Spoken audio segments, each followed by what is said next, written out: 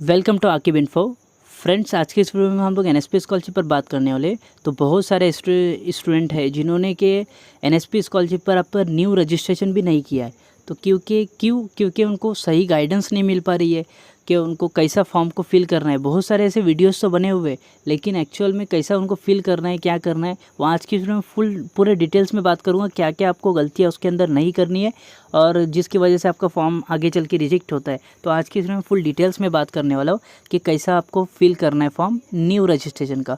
Previous video में मैंने ये भी बताया था, जैसे कि रिन्यूअल का भी बताया था, उसकी लिंक मैं डिस्क्रिप्शन में दे देता हूँ, आप एक बार चेक कर लीजिए। अभी न्यू रजिस्ट्रेशन कैसा करना है उसके बारे में बता रहा हूँ। तो चलिए बिना की देरी के वीडियो को स्टार्ट करते हैं। वीडियो को स्टार्ट करने से पहले आप हमारे चैनल पर नए हो, चैनल को सब्सक्राइब करके बेल आइकॉन जरूर प्रेस करिएगा। तो चलिए ये देखिए, ये हमारा एनएसपी स्कॉलरशिप पर न्यू रजिस्ट्रेशन का ये जो पोर्टल है, इसके लिंक मैंने डिस्क्रिप्शन के अंदर आपको दे दिया है। यहाँ पर आएंगे, यहाँ पर आने के बाद ये देखिए न्यू रजिस्ट्रेशन का ऑप्शन है, इसके ऊपर क्लिक करेंगे। जैसे इसके ऊपर क्लिक कर देना तो कुछ इस तरीके से आपके सामने थोड़ा लोडिंग लेने के एप्लीकेशन ये कुछ इस तरीके से आता है। ये इंस्ट्रक्शन को पढ़ लेंगे। यहाँ पर ये जो टिक मार्क करना है, टिक मार्क करके कंटिन्यू कर लेंगे। उसके बाद यहाँ पर देखिए, यहाँ पर आई हैव आधार के ऊपर क्लिक करेंगे कि आपके पास आधार है करके, इसके ऊपर ऑटोमेटिकली क्लिक करके रखेंगे। आपका जो मोबाइल नंबर है वो यहाँ पर डालेंगे और गेट ओटीपी पर क्लिक करेंगे तो आपके मोबाइल पर ओटीपी आएंगे और यहाँ पर डालेंगे। और फिर उसके बाद इंटर कैप्चा, ये जो कैप्चा है वो इधर की डालेंगे, कैप्चा ये कि यहाँ पर कैप्चा वो डालेंगे और फिर उसके बाद आप वेरीफाई करेंगे। यहाँ पर फिर वो वेरीफाई पर जैसे आप क्लिक करेंगे ना, तो यहाँ पर देखिए आपको यहाँ पर एग्री के बटन पर क्लिक करना है। फिर उसके बाद यहाँ पर आपको आधार नंबर डालना है। आधार नंबर डालने के बाद अभी ये जो ओटीपी जाएगा, गेट ओटीपी पर क्लिक करेंगे तो ये जो ओटीपी जाएगा वो आधार नंबर के ऊपर जो लिंक रहेगा मोबाइल नंबर, उसके ऊपर ओटीपी जाएगा।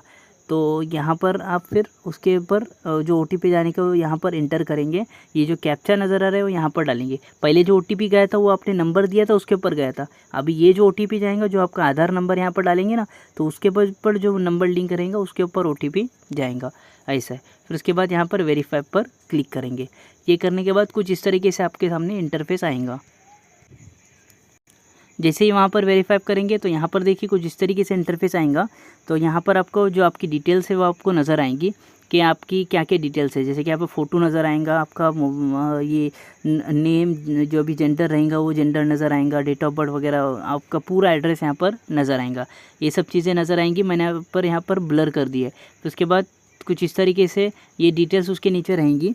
तो ये डिटेल्स में आपको यहाँ पर डालना पड़ेगा। स्कॉलरशिप टाइप, ये क्या कौन सी टाइप की स्कॉलरशिप है वो ये डालेंगे। स्कॉलरशिप कैटेगरी ये डालेंगे, प्री मैट्रिक, पोस्ट मैट्रिक वगैरह। फिर उसके बाद डोमिसाइल स्टेट में आपका जो स्टेट है, जो भी स्टेट है, महाराष्ट्र है, उत्तर प्रदेश वगैरह, जो भी स्टेट है वो यहाँ पर डालेंगे। फादर्स नेम यहाँ पर डालेंगे, यहाँ पर मदर्स नेम डालेंगे और ईमेल आईडी डालेंगे यहाँ पर। ये डालने के बाद ये जो कैप्चा आपको नज़र आ रहा है वो कैप्चा यहाँ पर डालेंगे और डालने के बाद रजिस्टर पर क्लिक करेंगे।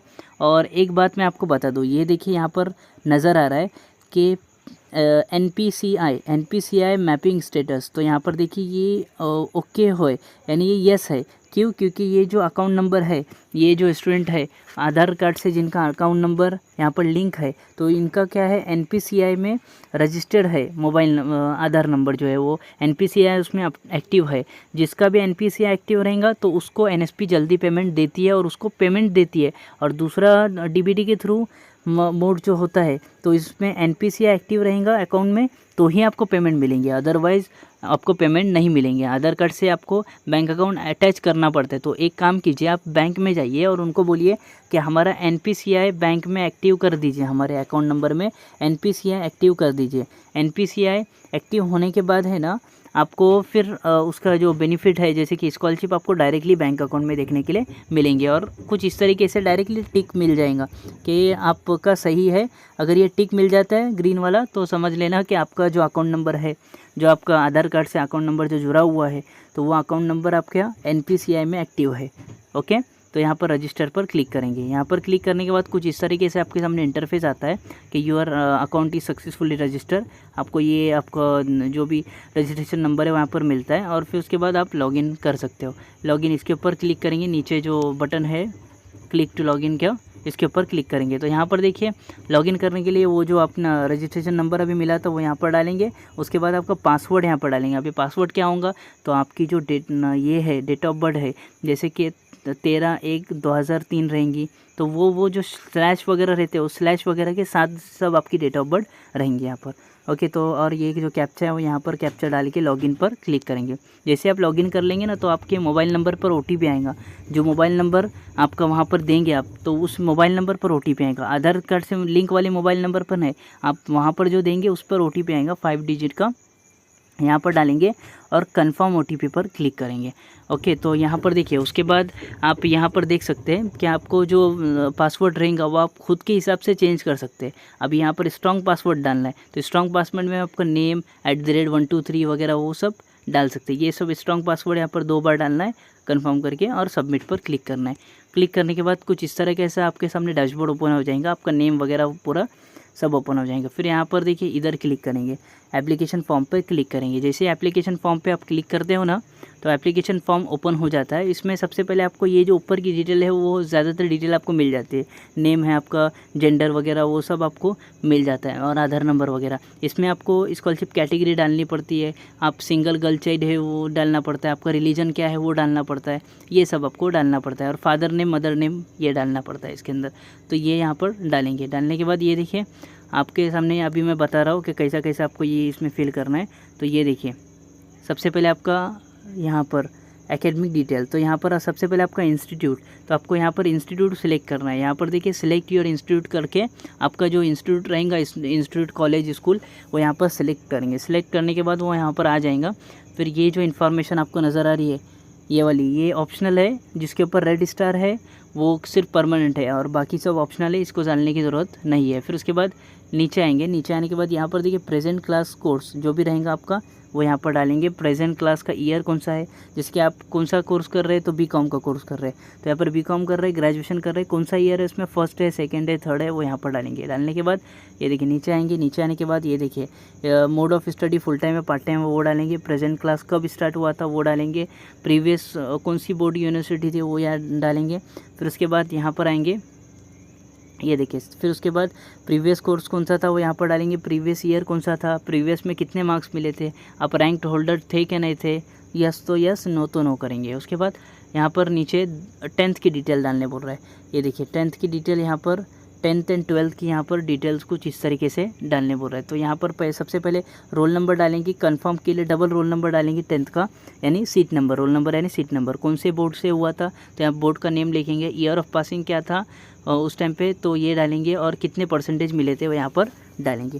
12th का भी ऐसा ही, लेकिन 12th में थोड़ा सा चेंज है। 12th में क्या है वो आपको बताता हूँ। यहाँ पर तो आप रोल नंबर वगैरह डालेंगे, यहाँ पर रोल नंबर, यहाँ पर भी रोल नंबर फिर से डालेंगे। यहाँ पर बोर्ड है जो ये बोर्ड है वो डालेंगे, ईयर ऑफ पासिंग जो भी है वो डालेंगे और परसेंटेज जो भी आपको मिले थे 12th में वो यहाँ पर डालेंगे। तो 12th में यहाँ पर देखिए आपको कुछ इस तरीके से आपको नज़र आ रहा है क्वेश्चन मार्क, तो ये इसमें आप क्लिक करेंगे ना तो आपको नज़र आएगा। ये देखिए 12th में जैसे ही आप क्लिक करेंगे तो 12th का क्या बोल रहा है, 12th का रोल नंबर डालेंगे ना तो उसमें सबसे पहले आप रोल कोड डालना है आपको।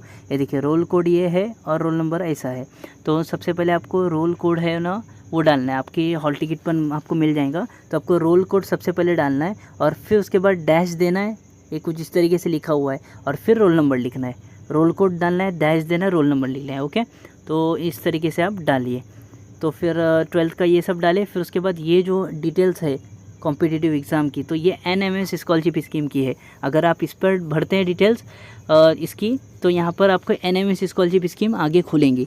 तो अगर आप NMS वाले हैं तो यहाँ पर इसको ज़रूर भरिए। इसमें आपका कॉम्पिटिटिव एग्ज़ाम यानी क्वालिफाइड हुआ था तो एग्ज़ाम यानी किस में हुआ था, कौन सा एग्ज़ाम हुआ था, NMS हुआ था या फिर दूसरा कौन सा हुआ था, कैसे कंडक्ट हुआ था, कहाँ पर, यानी कौन से इसमें, कौन से यूनिवर्सिटी वगैरह में। फिर उसके बाद रोल नंबर क्या था और आपका ईयर कौन सा था वो यहाँ पर आपको डालना है। वो डालने के बाद आप आगे कंटिन्यू कर सकते हैं, अदरवाइज़ इसको ब्लैंक छोड़ सकते हो क्योंकि ये NMS and CSS scholarship scheme के लिए ये यहाँ पर इन्फॉर्मेशन दी जाती है। फिर उसके बाद यहाँ पर देखिए, यहाँ पर आने के बाद सबसे पहले आप अनाथ है तो यहाँ पर तो यस नो कुछ ना कुछ करेंगे, और फिर उसके बाद आप डिजेबल है तो यहाँ पर यस करेंगे, अदरवाइज़ इसको छोड़ देंगे। अगर डिजेबल है तो यस करेंगे, तो फिर आपको डालना पड़ेगा क्या टाइप में डिसेबिलिटी है आपका, सब डिसेबिलिटी का ये सब डालना पड़ेगा, कितना % वगैरह है। तो फिर आपकी डिसेबिलिटी की ये खुलेंगी स्कीम, फिजिकली हैंडीकैप के लिए जो स्कीम रहती है ना वो स्कीम यहाँ पर खुलेंगी फिर।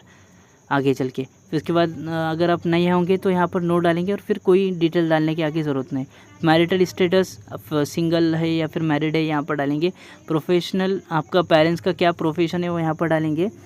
फिर उसके बाद सेव एंड कंटिन्यू पर क्लिक करेंगे। देखिए आपको स्टेट ऑटोमेटिक आएगा। यहाँ पर आपको आपका एड्रेस डालना पड़ेगा, डिस्ट्रिक्ट वगैरह, और पूरा एड्रेस आपको यहाँ पर पिन कोड के साथ डालना पड़ेगा। और फिर आपके जो भी डिटेल डालेंगे उसके अकॉर्डिंग यहाँ पर स्कीम आपकी है वो आ जाती है। तो फिर आपके स्कीम आएंगी, तो जो भी आपके स्कीम में एलिजिबल होते हैं, तो कभी कभी 2 भी स्कीम आते हैं, तो आप देखिए आपके अकॉर्डिंग जो भी स्कीम होंगी उसके यहाँ पर क्लिक कीजिए। गोल जो दिख रहा है वहाँ पर क्लिक करेंगे। तो यहाँ पर जैसे आप क्लिक करेंगे ना, तो आपके सामने डायरेक्टली डॉक्यूमेंट्स का ऑप्शन है वो यहाँ पर खुल जाएगा। अभी ये फिज़िकली हैंडीकैप के लिए हुई है, क्योंकि ये जो स्टूडेंट का डाला हुआ है वो फिज़िकली हैंडीकैप है, तो इसके लिए वो उसकी स्कीम ओपन हुई है। तो यहाँ पर क्लिक करके उसकी डिटेल वगैरह डालने पड़ेंगे। अगर आप माइनॉरिटी बिलोंग्स करते तो माइनॉरिटी के लिए खुलेंगी। अगर आप एनएमएस स्कॉलरशिप की और डिटेल फिल किए रहेंगे तो उसकी खुलेंगी। CSS का किए रहेंगे तो उसका खुलेगा। ऐसा इस तरीके से खुलता है वो। फिर इसके बाद आप जितने भी डॉक्यूमेंट दिख रहे हैं वो डॉक्यूमेंट यहाँ पर क्लिक करेंगे अपलोड नाउ पर, और अपलोड नाउ पर जैसे ही क्लिक करेंगे तो आपको वहाँ पर अपलोड करने पड़ेंगे। खाली जो बोनोफाइड है वो यहाँ पर आपको नज़र आ रहा है।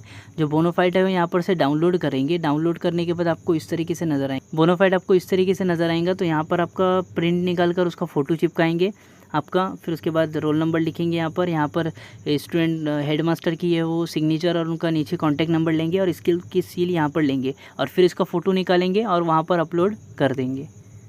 फिर उसकी फ़ोटो निकाल कर यहाँ पर अपलोड पर क्लिक करके अपलोड कर देंगे। ये इस तरीके से पूरे डॉक्यूमेंट आपको अपलोड करने हैं। अपलोड करने के बाद यहाँ पर देखिए आप सेव ड्राफ्ट पर क्लिक कीजिए। डायरेक्टली आप फाइनल सबमिट मत कीजिए, पहले सेव ड्राफ्ट पर क्लिक कीजिए। अगर आपकी कोई भी अगर दिक्कत आती है, जैसे कि आपने कोई अगर कुछ चीज़ गलत डाली है, तो फॉर एग्जांपल कुछ चीज़ गलत डाली तो सेव एज ड्राफ्ट पर क्लिक करने के बाद आपको फिर से ऑप्शन मिलता है कि आप उसको सही कर सकते हो। फिर अगर सही रहेंगी फिर आप फाइनल सबमिट कीजिए। ओके, तो आपको अगर डिटेल सब सही रहेंगी तो फिर फाइनल सबमिट कीजिए। आपका फॉर्म है वो फाइनल सबमिट हो जाएगा। तो होने के बाद आपके जितने भी डॉक्यूमेंट्स हैं वो आप इंस्टीट्यूट में जाकर जमा कीजिए और उनको वहाँ से फॉर्म को वेरीफाई करने के लिए बोलिए। तो ये पूरा एकदम 100% एकदम अच्छा तरीका है इस फॉर्म को अप्लाई करने का। आप एक बार पूरी वीडियो को देखिए, आपको समझ में आएगा, और फिर आप फॉर्म को अप्लाई कीजिए। ओके, तो चलिए मिलते हैं ऐसी एक नई वीडियो के साथ।